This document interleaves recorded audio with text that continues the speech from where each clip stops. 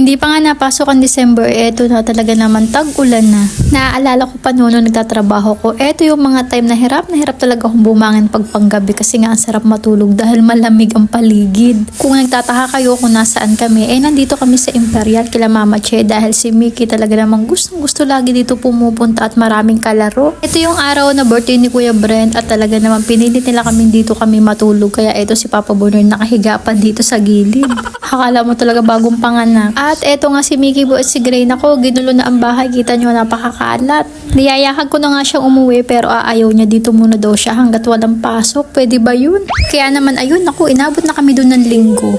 At eto nga yung mga araw na maaga papasok si Kuya Brent kaya maaga din tayo nagluto ng almusal. Pag mabilis ang luto nga, corn beef na lang yung ulam niya tapos kami ni Papa Boyard ay tuyo. Ay di ba masarap yung sa umaga lalo't may katambal na sinangag. May practice daw po sila ng Arnie sa school at eto suot niya yung kanyang jersey. Kahit nga wala siyang ganong kumain, pinilit ko talaga siya kasi mahirap mag-practice ng walang laman ang tiyan. Kaya naman yung sinangag nilagyan ko ng ham at hotdog at siguradong kakain niya kasi favorite niya yan. At dahil nga nagustuhan niya, eto nakapagbinalot pa at yan ang kinain niya daw ng tanghalian. Kunwari ayaw, may pagbulos din naman.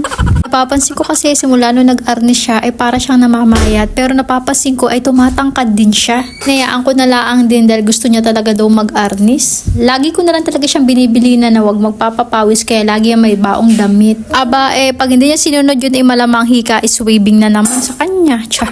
Thank you nga rin sa kapitbahay namin. Nagbigay sa amin spaghetti dahil birthday daw ngayon ni Kuya Joey. Happy birthday Kuya. Tontuwa naman to si Mickey Boy at may pa-spaghetti. Tama-tama nga lang at talagang merienda time hindi na tayo mag-iisip kung ano ipapamerienda natin sa botchog na to. Sabi ko nga pagkatapos niya kumain ng spaghetti maligo na rin kasi naamoy ko na yung kanya maasim na kilikili. Aba sabi ipaliguan ko daw siya ang pagkatamad. Aba maichika ko lang din sa inyo may bago tayong kortina.